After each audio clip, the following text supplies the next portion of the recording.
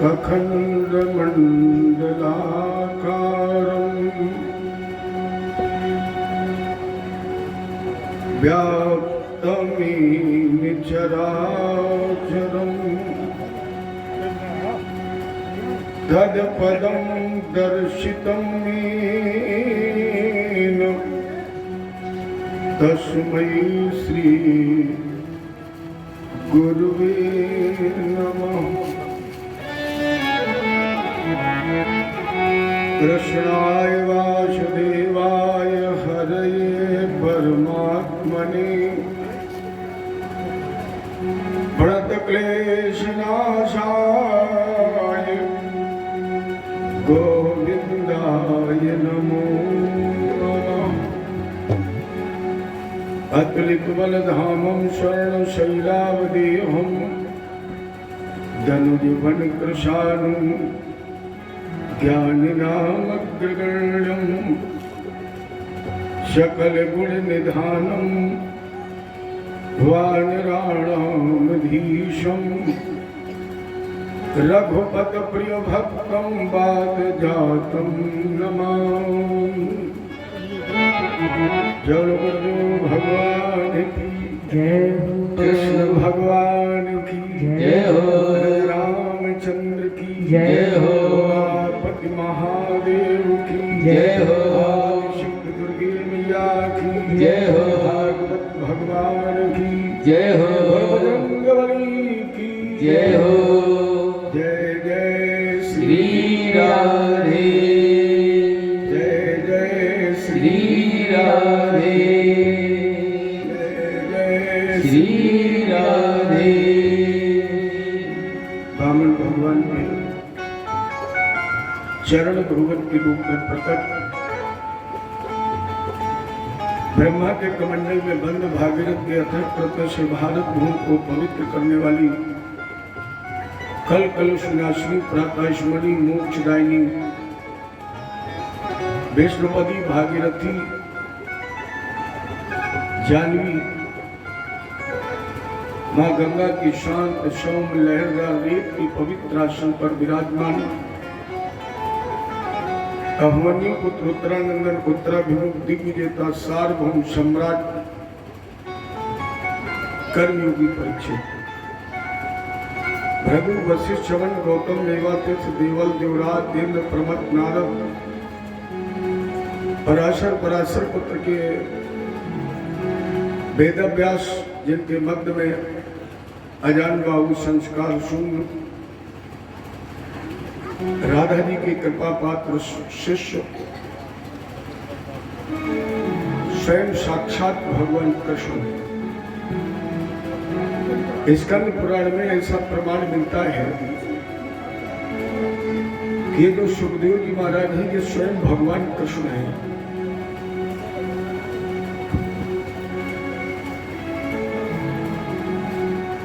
जिस समय भगवान ने परम धाम गमन किया, इसके बाद अर्जुन ने, अब थोड़ा आप लोग मेरी तरफ ध्यान दीजिए, मैं पता है कि श्रोताओं का चित्त भटक रहा है। जिस समय भगवान कृष्ण ने परम धाम गमन किया तो मथुरा का राजा अर्जुन ने अनिरुद्ध के पुत्र वज्रनाभ को बनाया।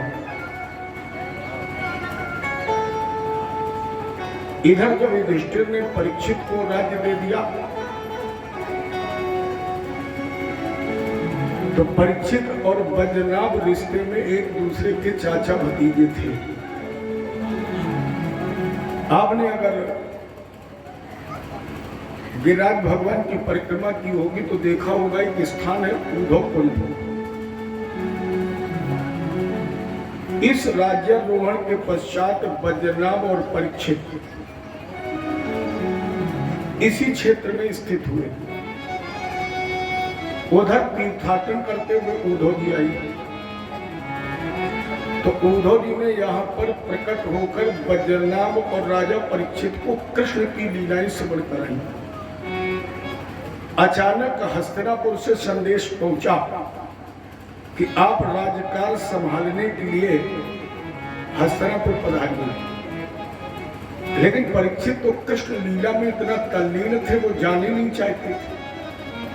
तो उद्धव ने राजा परीक्षित को ये वरदान दिया कि राजन, जब तुम मृत्यु शैया पर होगे तो जिन कृष्ण लीलाओं को तुम अपूर्ण छोड़कर जा रहे हो, वो स्वयं कृष्ण तुम्हें मृत्यु शैया पर आकर कृष्ण लीला का दिग्दर्शन कराएगा।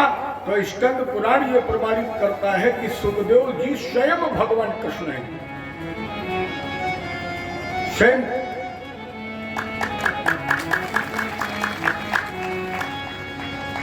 तो भगवान कृष्ण स्वयं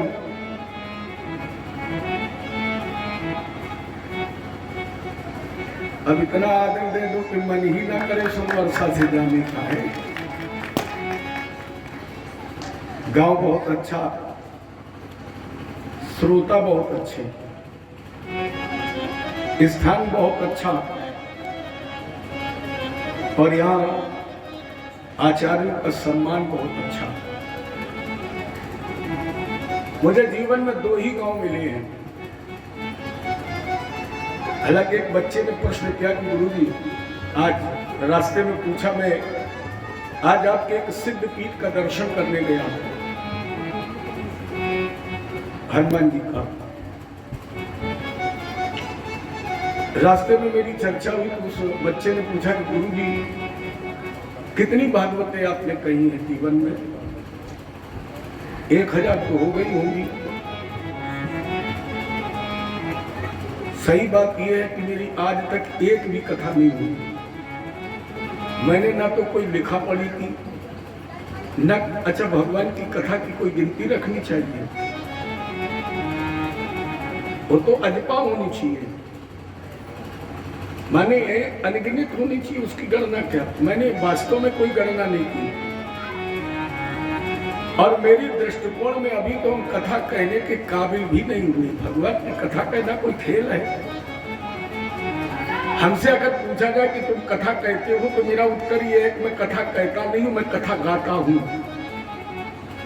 कथा कहने के लिए तो सुखदेव जी जैसा परमहंस और श्रोता भी परीक्षित जैसा विरक्त। तो अभी तो हमारे जीवन में एक भी कथा नहीं हुई। शायद कभी गोविंद कृपा कर दे और वो कथा हमारे इस शरीर से गा दें। इतना जरूर है कि लगभग 36वीं वर्ष मुझे भागवत की कथा कहते हुए है। 36वीं वर्ष। और इस 36 वर्ष की कथावाचकी की उम्र में मुझे 2 गांव बहुत अच्छे मिले। उसमें एक गांव हमारे कानपुर महानगर में लगता है, नरवल, बहुत बड़ा गांव है। गांव का वो कस्बा है, तहसील है, और एक मामले में वो आपसे अच्छा है, चाहे ये मान लीजिए कि वो आपसे कई गुना बड़ा है। वहां कथा पांडाल में कम से कम 5000 श्रोता इकट्ठे होते हैं। और अच्छी बात यह है कि वहां वक्ता से पहले 1000-2000 श्रोता आते हैं। और दूसरी विशेष बात वहां ये थी कि एक बच्चे को बुजुर्ग, अभी मैंने उसमें यहाँ अभाव देखा है, लेकिन उतना नहीं है। ये बात मैं इसलिए बता रहा हूँ कि शायद बच्चों के अंदर वो संस्कार जागे। नरवल भी ब्राह्मणों का एक अच्छा कस्बा है, और वहां मुझे 3 बार कथा कहने का सौभाग्य मिला।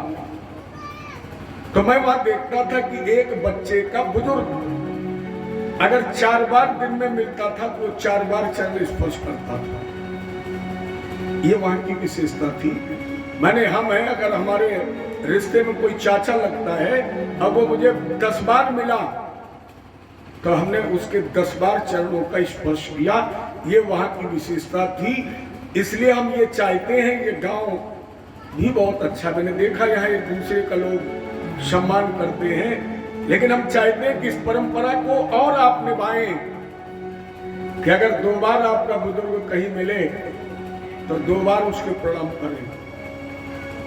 हम अपने सभी बच्चों से, अपने सभी साथियों से ये जाएंगे कि आज के बाद जब आपको आपसे कोई बड़ा मिले तो 4 बार मिले, कितना समय लगेगा? 1 आध मिनट। उसे प्रणाम जरूर करेंगे, संस्कार अपने जीवन में डाल लीजिए। आने वाले समय में आपके लिए बहुत फलदायी होंगे, क्योंकि इससे आपको बहुत कुछ मिलता है। जय बोले कृष्ण भगवान की जय हो। इसलिए मैं तारीफ नहीं कर रहा हूं कि आपके गांव में हूं, आप बधाई के पात्र हैं, इसलिए मैं आपको धन्यवाद दे रहा हूं। निवेदन मैं आपसे कर रहा था कि उद्धव जी ने राजा परीक्षित को आशीर्वाद दिया था कि जब तुम मृत्यु शैया पर होंगे तो जो लीलाएं तुम्हारी राजधर्म के कारण आज छूट रही हैं, उन लीलाओं का श्रवण स्वयं भगवान कृष्ण आकर तुम्हें कराएंगे। तो वही कृष्ण स्वयं आज सुखदेव जी बनकर के श्रीमद् भागवत की अमर कथा राजा परीक्षित को श्रवण करा रहे हैं, जिसमें बहुत चर्चा अभी आपने श्रवण की। सूक्ष्मतम उस पर प्रकाश डालू महाराज पंचदश अध्याय।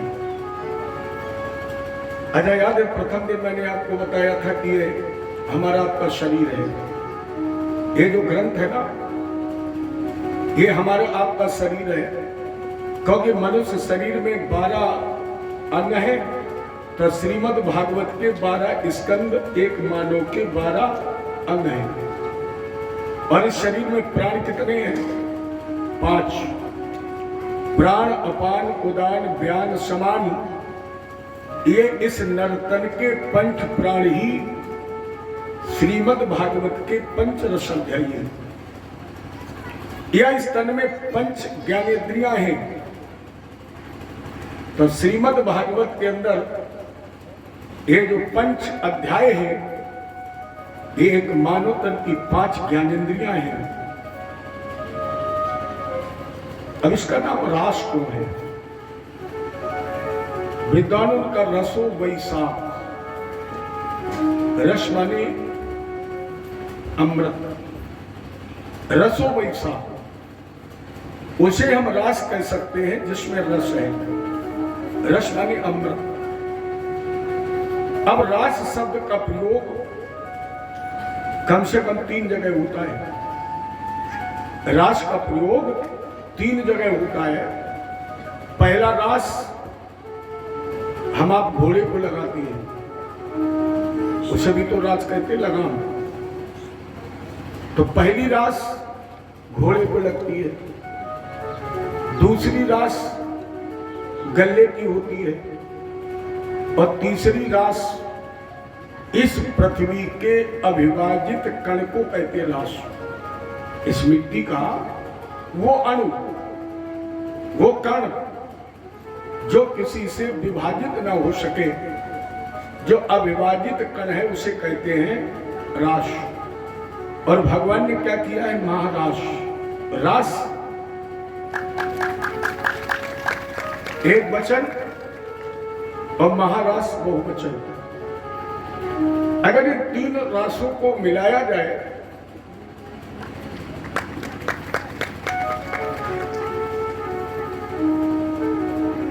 माने आप लोग महात्मा बना के भी छोड़े दिए हैं। जय बोले कृष्ण भगवान की जय हो। आइए,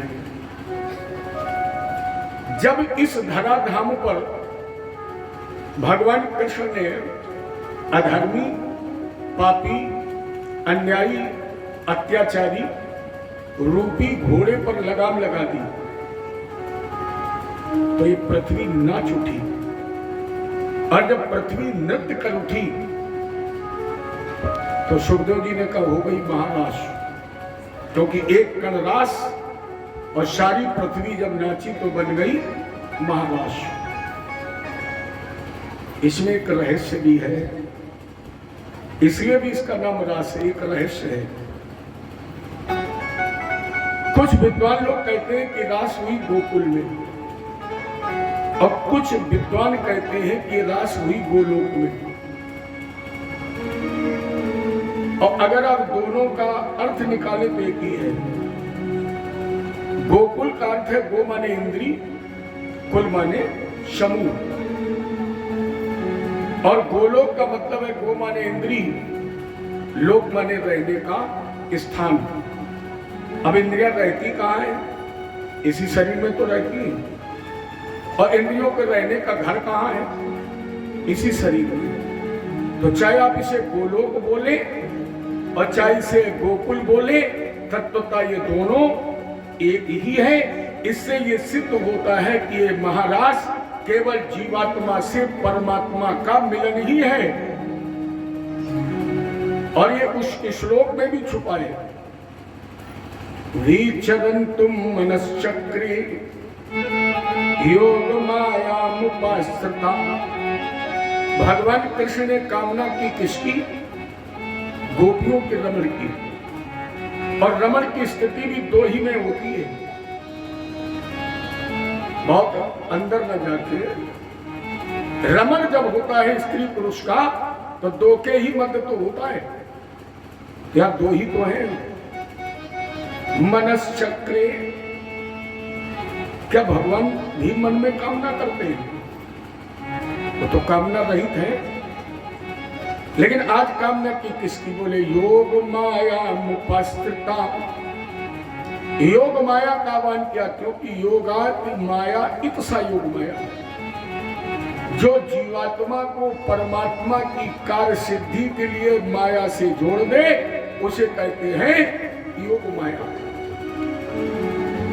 अब इसमें एक सबसे बड़ा रहस्य क्या है? एक संत की बात, शायद आपने सुना हो, हमारे बिठूर में रामधाम आश्रम, अभी कुछ समय पहले गोलोकवासी हुए हमारे प्रातः स्मरणीय खटाचार्य रामरूपदास जी महाराज। एक बार उनकी कथा मुझे सुनने का गौरव मिला और इसी महाराज के प्रसंग पर बोल रहे थे वो। तो उन्होंने यह सिद्ध किया कि भगवान कृष्ण ने जो महाराज की है वो ब्रह्मा की एक रात के बराबर हुई। और अगर महाराज ब्रह्मा की एक रात के बराबर हुई, तो ब्रह्मा की एक रात में सतयुग, 1000 त्रेता, 1000 द्वापर और 1000 कलयुग। ब्रह्मा की ये रात है 1000 चतुर्युग। अब उस 1000 चतुर्युग के 1000 द्वापर के एक द्वापर में भगवान कृष्ण की उम्र केवल 125 वर्ष है। मैंने 124 वर्ष के बाद भगवान ने 25वें वर्ष में गोलोक धाम किया, गमन किया। तो जो इस मर्त्यलोक में 125 वर्ष रहा हो, क्या वो ब्रह्मा की एक रात के बराबर इस धरा पर महाराज रचा सकता है? ये रहस्य है, इसलिए भी इसका नाम रास है। इस रहस्य को कोई नहीं सुलझा सकता है। ये रहस्य है, इसलिए भी इसका नाम रास है। अमृत तो है ही। ये प्रसंग आपने अभी, अब गोपियों ने श्लोक कितने गाए? 19। एक ब्रह्म है, एक जीव है और 9 पूर्णांक ब्रह्म है। और रोई कैसे? रुरुदु सुसुरम राजन कृष्ण दर्शन लालसा। गोपियां रो कैसे रही? सुसुरम। अच्छा, रोने में भी किसी स्वर की आवश्यकता होती है? गाने के लिए तो लोग कहते हैं कि बड़ा स्वर से गाता है, एक कंसुरा गाता है, लेकिन आज तक किसी ने ये कहा है कि ये बहुत स्वर से रोता है या कंसुरा रोता है। लेकिन सुखदेव जी जैसा योगी कह रहा है, रुरुदु सुसुरम राजन कृष्ण दर्शन लालसा। केवल स्वर से नहीं रो रही, सुसुरम, सुंदर स्वर से रो रही है। इसके मतलब रोना भी कंसुरा है। व्यक्ति कंसुरा कब रोता है और स्वर से कब रोता है? व्यक्ति जब संसार में रोता है, जब संसार के लिए रोता है तो कंसुरा रोता है।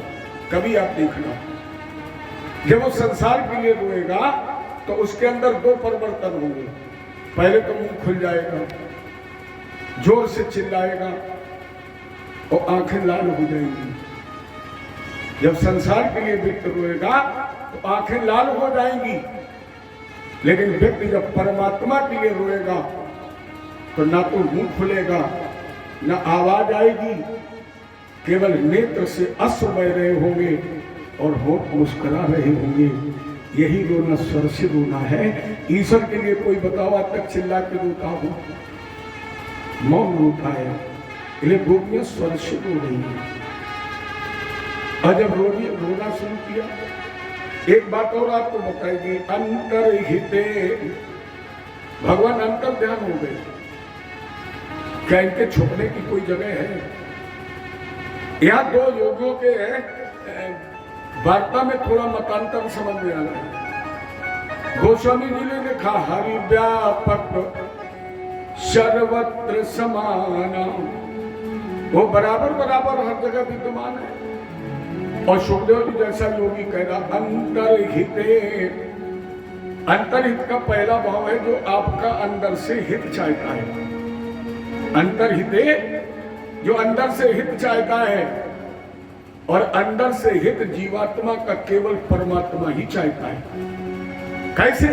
जैसे एक साधारण पुत्र का हित संसार में सबसे ज्यादा कौन चाहता है? माता पिता।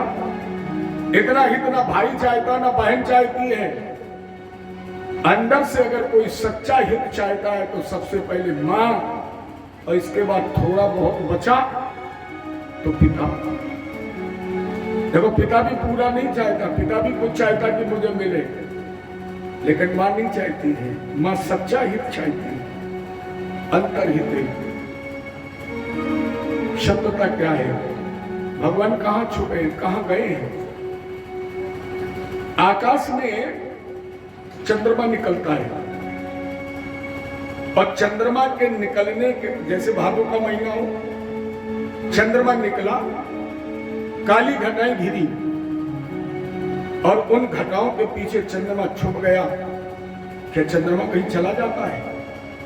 चंद्रमा तो अपने स्थान पर ही रहता है, लेकिन काली घटाओं के छुप होने के कारण वो चंद्रमा हमें आपको दिखाई नहीं देता है।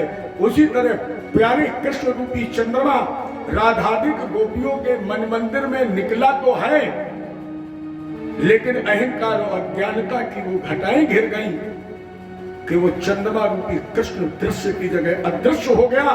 तो सुखदेव जी को लिखना पड़ा, अंतर्हिते। अब रोना क्यों जरूरी है? अच्छा बताओ, बादल बरसते नहीं तो क्या नष्ट होते? घटाएं कभी तभी तो नष्ट होती है जब बरस जाती है। तो राधाधिक गोपियों के मन मंदिर में जो अहंकार रूपी घटाएं उठी, उन्होंने बरसना प्रारंभ कर दिया, और जब वो बरस गई तो अपने आप भगवान कृष्ण का दर्शन हो गया। ये आपने बढ़िया वृत्तांत पंचरसाध्यायी का सुना। 19 श्लोक में ये जीवात्मा परमात्मा से जब जुड़ेगा तो 19 को जरा जोड़िए, कितना बनेगा? 9 और 1 को जोड़ोगे 19 ही क्यों गए? 20 क्यों नहीं गए? 18 क्यों नहीं गए? 19 क्यों? एक जीव 9 ब्रह्म, और जब दोनों का जोड़ देंगे तो कितना बनेगा? 9 1 10। इसमें एक जीव शून्य ब्रह्म, ब्रह्म शून्य ही है। और जब आप एक में शून्य को जोड़ देंगे तब कितना हो जाएगा? एको हम। और जिस दिन जीवात्मा परमात्मा से एकोहम हो जाएगा, उसी दिन उसके जीवन में महारास हो जाएगी, और वो गोविंद को प्राप्त करने का अधिकारी हो जाएगा। ये महारास आपने रहस्यात्मक रूप से श्रवण की। हालांकि अगर ग्रंथों का अध्ययन में प्रस्तुत करूं, कहीं कहीं तो ये प्रमाण मिलता है कि जो राधा है ये पहले जन्म में राम थे, जो राधा है वो राम थे, और जो कृष्ण है वो अगले जन्म में सीता। तो ये तो अन्य पुराणों की कथाएं हैं, उसमें हमें जाना भी नहीं है। इसीलिए तो शंकर जी को पहचान लिया कृष्ण ने, इसीलिए शंकर जी को पहचान लिया, क्योंकि किसी के पद चिन्ह की आवाज अगर किसी के अंदर पहचानने की क्षमता है तो नारी के अंदर आपकी चाल से समझ लेगी। देखो, माताओं को परमात्मा ने 2 स्वाभाविक गुण दिए हैं जो पुरुष के पास नहीं है। उसमें पहला गुण है रोने का। माताओं के पास प्राकृतिक गुण पहला है रोने का। असली रोए, नकली रोए, फसली रोए, व्यवहार में रोए, अपनी बात को मनवाने हुए, आंसू ने उपहार में मिले हैं। और नहीं तो अभी इस समय सीजन चला है बारात वाला, अन्यथा नहीं है, सही है बिल्कुल। किसी लड़की की जब विदा होती है तो अपने आप बुलबुला लगाया जाता है ना, फलाने बिटिया की विदा है। माता जी जब अपने घर से निकलेंगी तो बड़ी हंसी खुशी, बड़ी प्रसन्न। आप पूछे अम्मा कहाँ जा रही हो? अरे बोले बेटा फलाने की बिटिया की विदा है। उसी जा रही, बड़ी प्रसन्नता से जा रही। दरवाजे पहुंची, उधर से बिटिया निकली, जैसे देखा दौड़ के आई और अपना सर कंधे पर रखा और बड़ी जोर से रो के बोली, आंटी जी पता नहीं भैया कन्हा में कौन सा ऑटोमेटिक बटन लगा है। सर पहुंचा, बटन दबा, समरसेबिल चालू। तो पहला गुण परमात्मा ने माताओं को दिया है रोने का। दूसरा एक बहुत बड़ा गुण दिया है जो पुरुषों के पास नहीं है। किसी भी स्त्री की तरफ आप एक नजर डालें, एक सेकंड के लिए, कोई भी पुरुष किसी स्त्री पर एक मिनट के लिए नजर डाले, वो स्त्री ये जान लेती है कि तुमने मुझे किस रूप में देखा है। ये पुरुष के अंदर नहीं है। स्त्री को आप देखें, वो तुरंत जान जाती है कि तुमने मुझे बेटी के रूप में देखा, तुमने मुझे बहन के रूप में देखा, या तुमने मुझे काम के रूप में देखा। ये परमात्मा उसे दूसरा प्राकृतिक गुण दिया है। और शायद इसीलिए भगवान कृष्ण जान गए थे कि भोलेनाथ आई है। ये महाराज संपादित हुई, जिसका मैंने निचोड़ आपको देने की कोशिश की, जिसका नाम रासगोपाला। और उधर जब कथा में प्रवेश करो तो नारद जी कहाँ जा रहे हैं? कंस के यहाँ। श्रीमन नारायण नारायण नारायण, श्रीमन नारायण नारायण नारायण,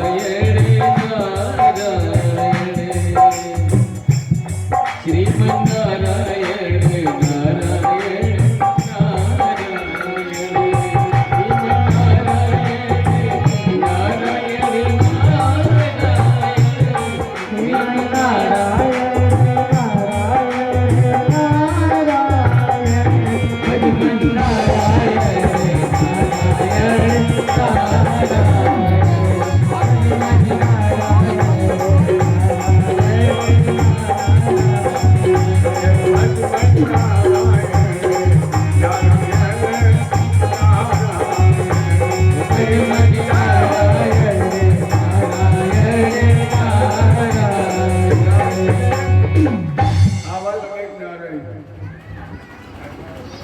कंस ने का किस कारण आगमन? कंस ने जैसे पूछा, नारद जी ने कहा बेटा एक विशेष सूचना है। क्या? नारद जी ने कहा यशोदायां सुतां कन्या देवक्या कृष्णमेव चां रामं च रोहिणी पुत्रं वसुदेवेन बिभ्यतां। जैसे तुमने देवकी का पुत्र समझा है, कन्या समझी है, वो देवकी की नहीं है। यशोदायां सुतां कन्या, वो यशोदा की बेटी है। और जैसे तुम यशोदा का समझ रहे हो, यशोदा की नहीं है। वो देवक्या कृष्ण में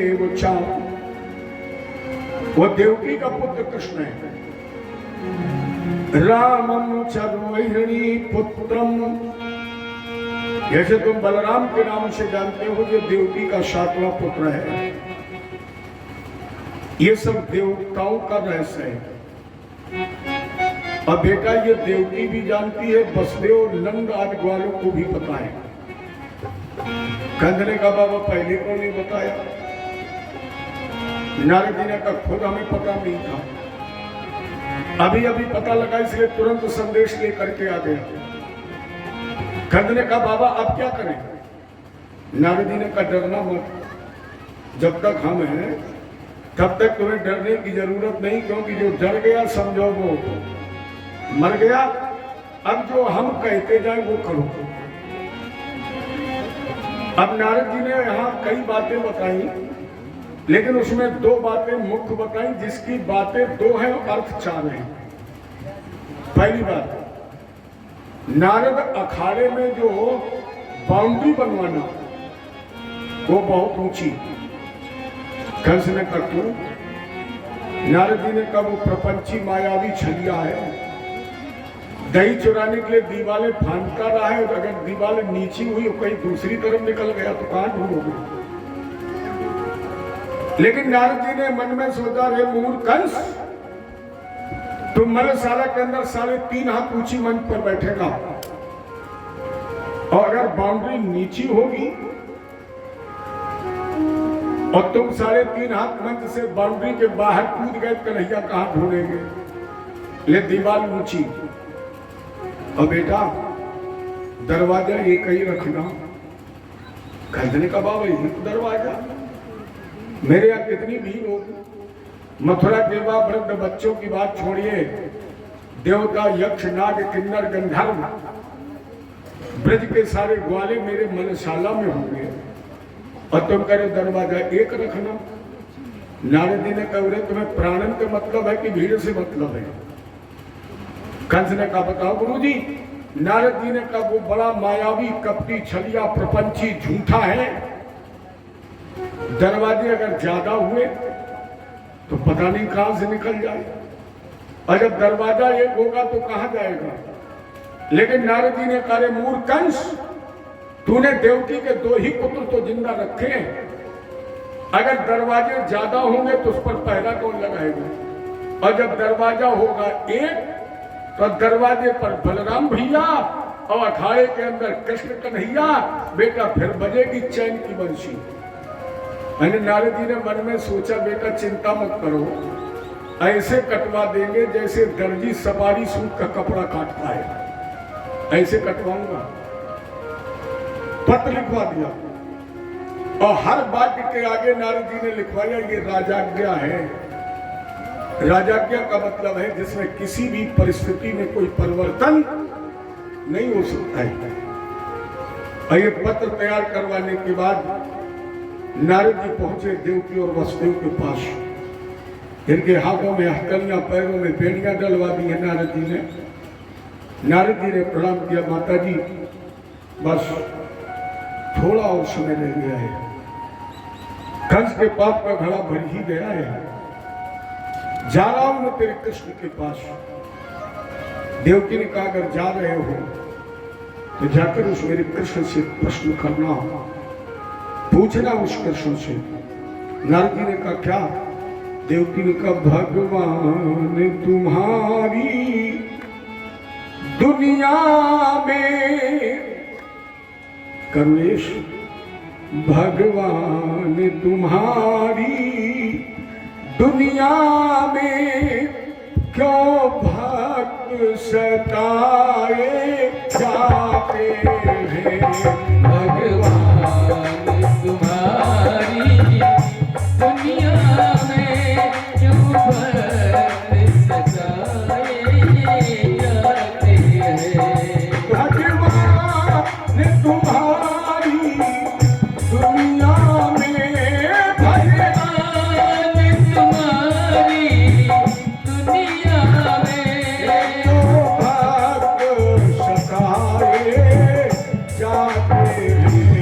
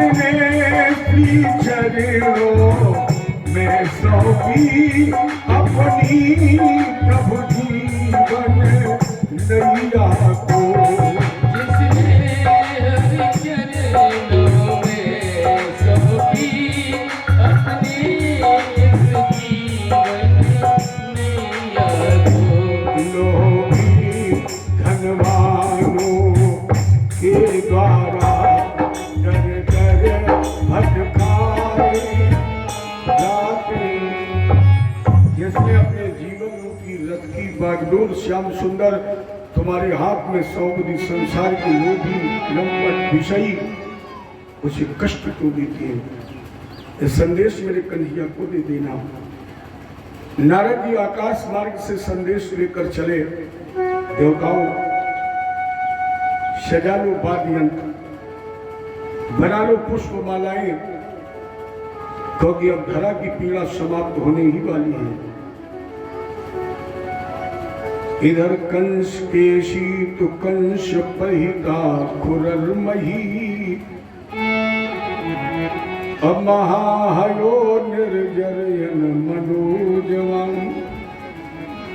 विशाल नेत्रो विकटाश कोटरू, अब्रखर गलोगील महामुदोपमा, केशी तु कंस प्रहिता, केसी नाम का दैत्य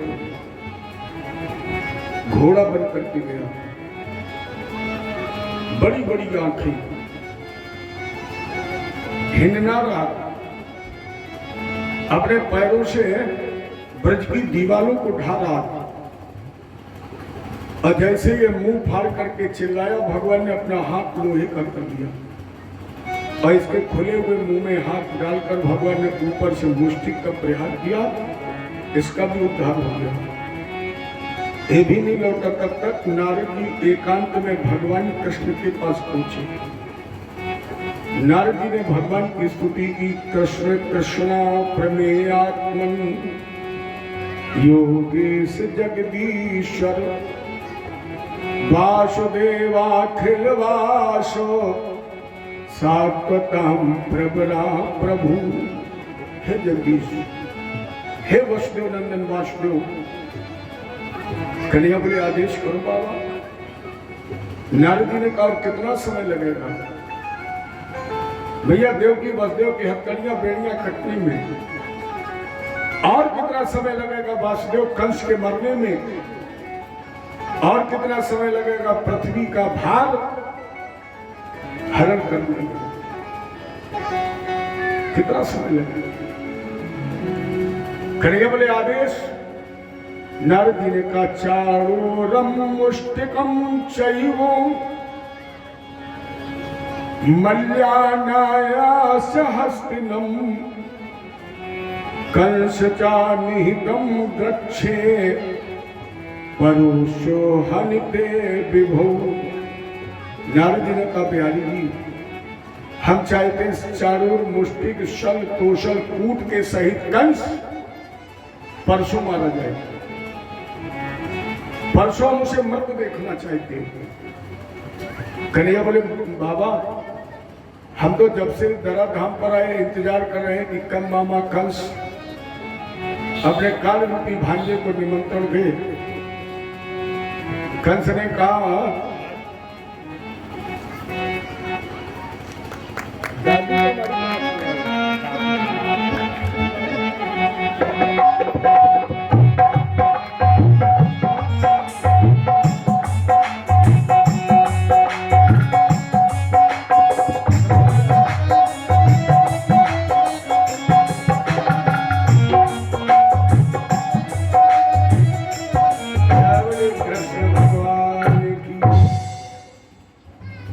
भाई ये बेटा हमारे शिष्य का नाती है और इसकी शायद ससुराल आपके गांव में है, लेकिन हमारे ये शिष्य का नाती है और इसी की बारात से हमें एक नशा लगा है काफी पीने का। ठीक हो? जय बोले कृष्ण भगवान की जय हो।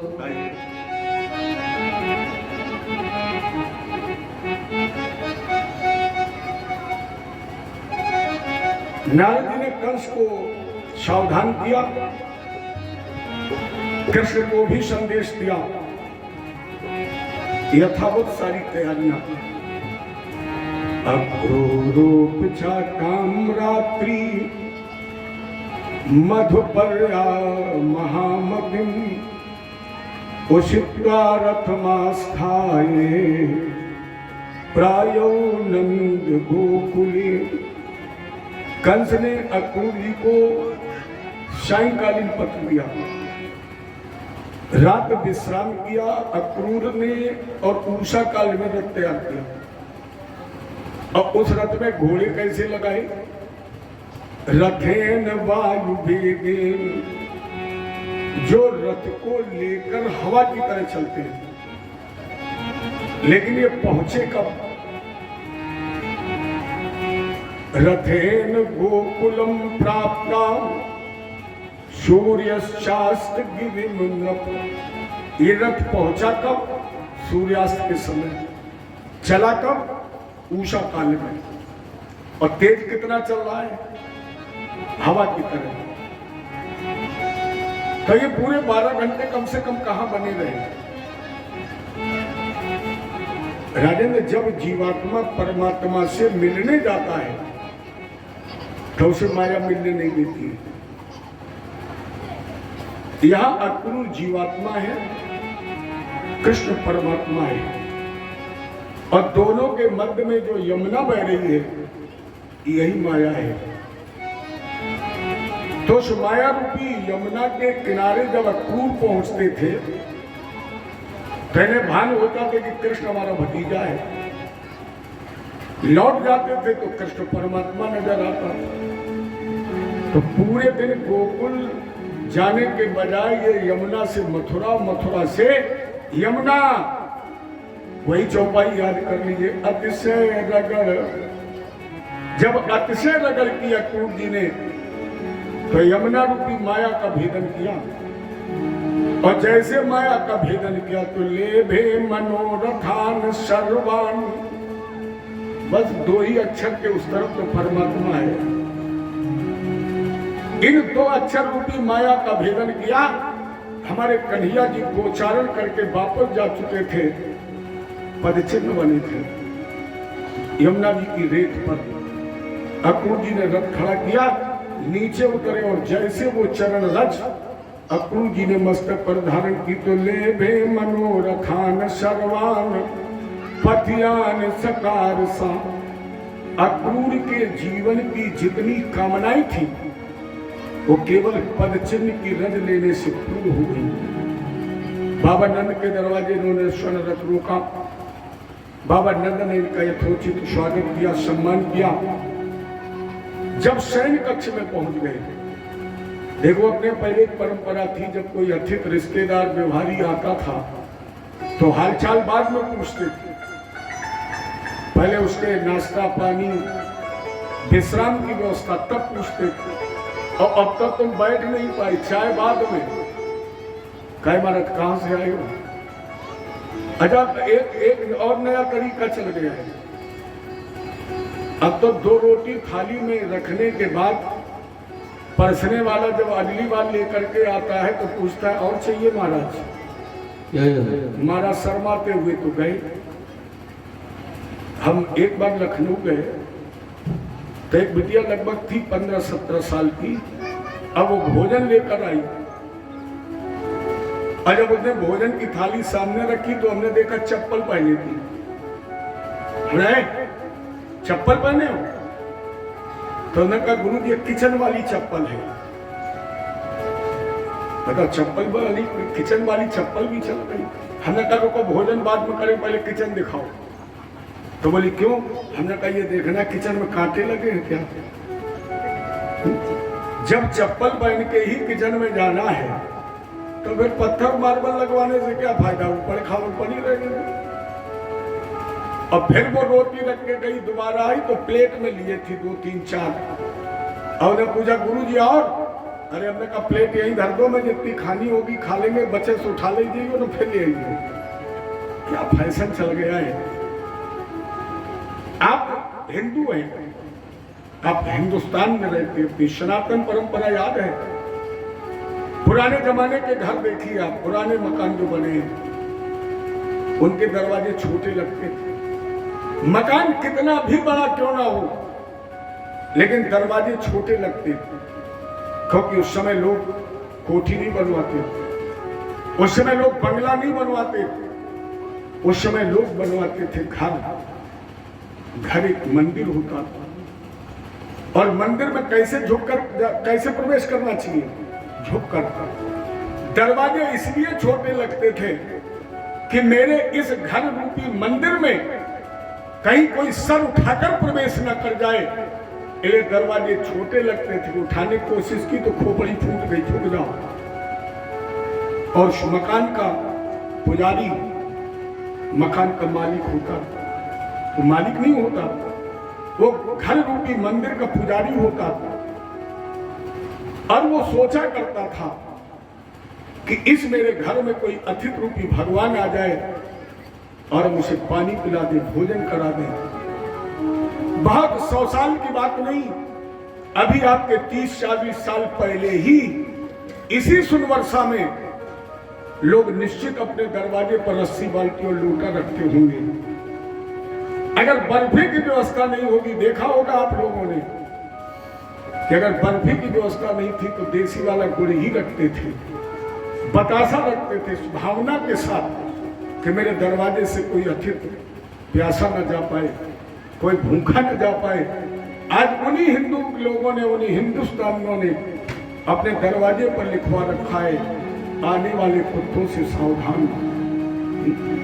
जहाँ लोग हाथ जोड़ करके खड़े होते कोई अतिथि मिल जाए, उन्हीं लोगों ने लिखवा दिया, आने वाले कुत्तों से सावधान। पता नहीं आने वाला कुत्ता है कि घर के अंदर वाला कुत्ता है, यही नहीं पता। तो कुत्ता पालने का फैशन चल गया है। एक बार मैं स्वरूप नगर गया, मैंने बटन दवाई कच्चा में निगाह पड़ी, लिखा कुत्तों से सावधान। तो हमने चौकीदार ने गेट खोला, मैं पूछा कह भी जाए, मैं कैसा कुत्ता ही है। अरे बोले गुरु जी दिमाग खराब है, ये बंगला इलाका है। तो हमने कहा